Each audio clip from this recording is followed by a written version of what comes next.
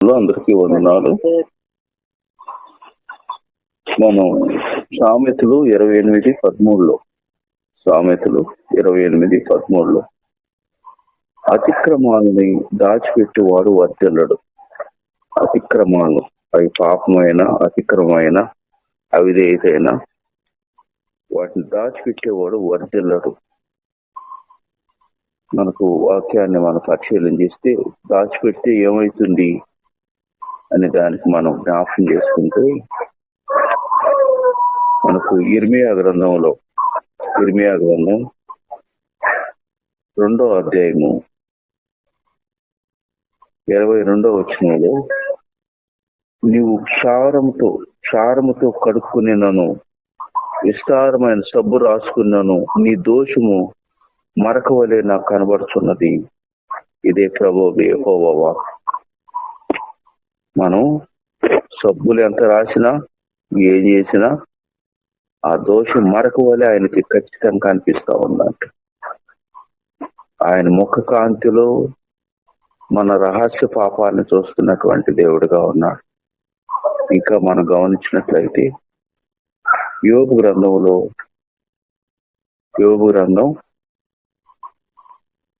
31వ అధ్యాయము 33వ వచనంలో ఆదాము చేసినట్లు నా దోషములను దాచిపెట్టుకుంటే అది ఏమవుతుంది తెలుసా?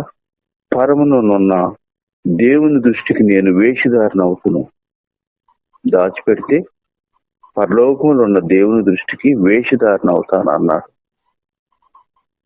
ఇంకా మనం గమనిస్తే యెషయా గ్రంథంలో 59వ అధ్యాయం 2వ వచనంలో మీ దోషాలు మీకును మీ దేవునికి అడ్డంగా ఉన్నాయి, మీ పాపములు ఆయన ముఖాన్ని మీకు మరుగుపరచును కనుక ఆయన ఆలకించుకో అన్నాడు.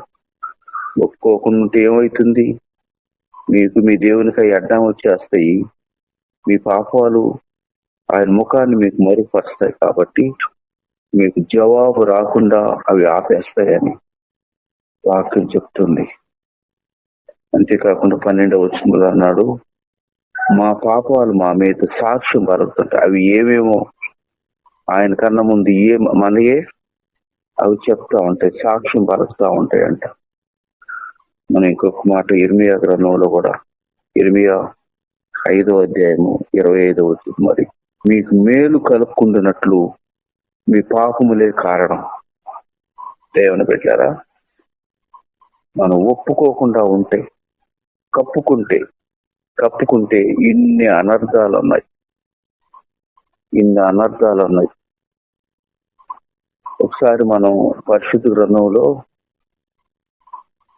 మత్తయి సువార్త 27వ అధ్యాయము 4వ వచనంలో యోధా ఏం చేశాడు? ఎప్పుడైతే ప్రభువుకి శిక్ష పడిందో ఆయన పశ్చాత్తాపడి వెండి నాణాలు తీసుకెళ్లి పడేసి నేను నిరపరాధ రక్తమును అప్పగించి పాపం చేసి తిని అన్నాడు. అంతవరకు బాగానే ఉంది.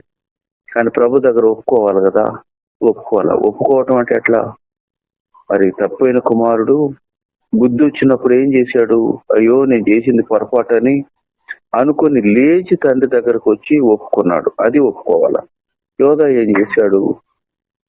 నిరపరాధ రక్తాన్ని అప్పగించి పాపం చేశాను అన్నాడే గాని ప్రభు దగ్గర పాపాలు ఒప్పుకోవాలా? దాన్ని ఏం చేయాల. పేతురు ఏం చేశాడు? నువ్వెవరో నాకు తెలియదయ్యా అని ఒప్పుకున్నా అని అన్నటువంటి పేతురు ఎప్పుడైతే ప్రభు ఆయన వైపు చూశాడో పశ్చాత్తాపడి కన్నీరు కార్చి విలపించాడు ఆయన. అలా ఒప్పుకొని ఉంటే యోధా కూడా రక్షించబడేవాడు. అలా ఒప్పుకోనందువల్ల ఏమైంది?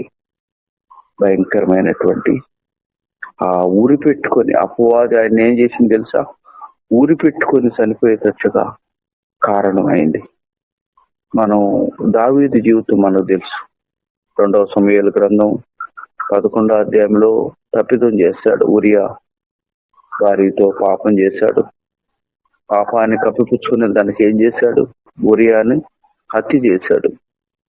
కానీ ఒక ఆత్మపూర్ణుడై ఉండి దేవుని ధర్మశాస్త్రాన్ని ఎరిగి ఉండి తప్పు జరిగిపోయిన తర్వాత ఆయన పశ్చాత్తాపడ్డా? ప్రభా పొరపాటు చేశాను అని అన్నాడా? అనలా. ఆయన ఎప్పుడు దాకా గమ్ముకున్నాడు? తిరిగి ఆమెను భార్యగా చేసుకొని వాళ్ళకి గర్భం వచ్చి బిడ్డను కానేంత వరకు కూడా అతను ఏమి ఎరగనట్లుగా ఉండిపోయాడు. అందుకనే దేవుడు ప్రవక్తను పంపించి హెచ్చరించి, ఇలా దుర్మార్గ పనులు చేసేందుకు ఇవేనని హెచ్చరించినప్పుడు అప్పుడు కన్నీరు కార్చాడు, ప్రలాపించాడు. 51వ కీర్తన ఆ సందర్భంలో ఆయన మరి కన్నీరు కారుస్తూ రాసినటువంటి మరి కీర్తన అది. కన్నీరు కార్చి పశ్చాత్తాపడ్డాడు కాబట్టి క్షమించబడ్డాడు. కానీ ఆయన చేసినటువంటి తప్పిదానికి శిక్ష ఎంత తీవ్రంగా దేవుడు అనుమతించాడు అనంటే, దేవుని పెట్టారా, ఉరియా భార్యను పాడు చేశాడు కదా, దానికి ప్రతిఫలంగా తన కుమార్తెను తన కుమారుడే పాడు చేసి ఆ బాధ ఎలా ఉంటుందో దావీదుకి నేర్పించాడు దేవుడు. రెండవ మాటగా గమనిస్తే, ఉరియా చనిపోతాడు. చనిపోయినప్పుడు ఉరియా తల్లిదండ్రులకి ఎంత వేదన ఉంటుందో అర్థమయ్యేటట్లుగా దావీదు కుమారుడైన అమ్నోను చనిపోతాడు, అబ్షాలోము చనిపోతాడు. మరి ఉరియా భార్యకి వీళ్ళకి పుట్టినటువంటి బిడ్డ కూడా చనిపోతాడు. అంటే నువ్వు ఒక్కరిని చంపావు, ప్రతిఫలంగా దేవుడు ఎంతమందిని? 3 చనిపోయారు. ఆ బాధ ఎంత వేదన ఉంటుందో అతనికి అనుభవపూర్వకంగా దేవుడు నేర్పించాడు. తర్వాత ఉరియా కుటుంబం, ఉరియా తల్లిదండ్రుల విషయంలో కుమారుడు చనిపోయాడు, కోడలను వాడు తీసుకెళ్లి పెళ్లి చేసుకున్నాడు.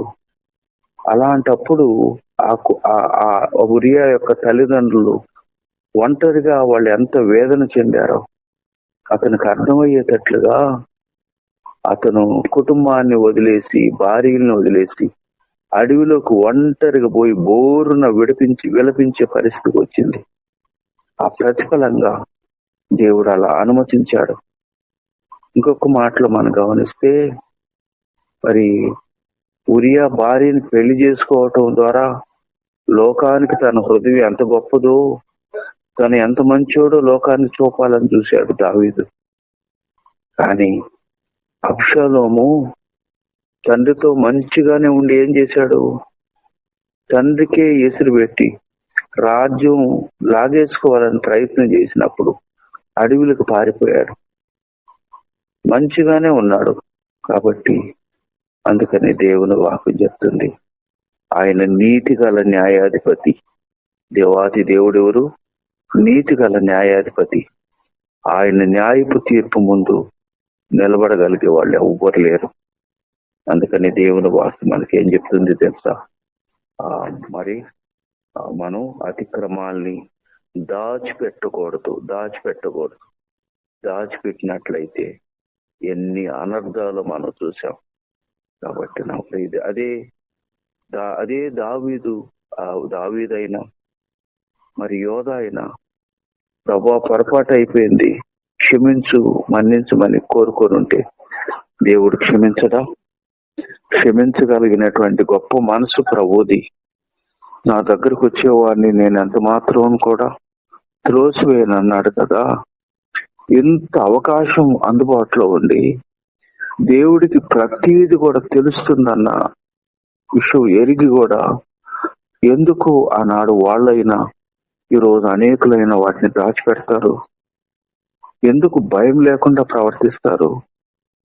మరి దేవాతి దేవుడు అంటే ఆయనకి కళ్ళున్నాయి, మనకు కళ్ళు పెట్టిన దేవుడు ఆయనకి కళ్ళు లేవా? మనకు ఇవన్నీ చూసేదానికి, తెలుసుకునే దానికి జ్ఞానం ఇచ్చిన దేవుడు, మరి ఆయనకి ఇంకా ఎంత జ్ఞానం ఉంటుంది? అన్ని ఎరిగి ఈరోజు అనేక మంది తప్పిదాల్లో అలా ఏమీ ఎరగనట్లుగా, మరి లోకానికి తెలియనట్లుగా వాళ్ళు అలా ఉండిపోతున్నారు. దీనంతటికీ రేపు ఆయన తీర్పు దినములో శిక్ష అనుభవించేటప్పుడు ఆ రాజు దావీదు ఎలా అనుభవించాడో, యోధా ఎలా అనుభవించాడో అది తప్పదు. అందుకని దేవుడు ఉదయ కాలంలో మనల్ని హెచ్చరిస్తున్నారు. అతిక్రమాల్ని దాచిపెట్టకు.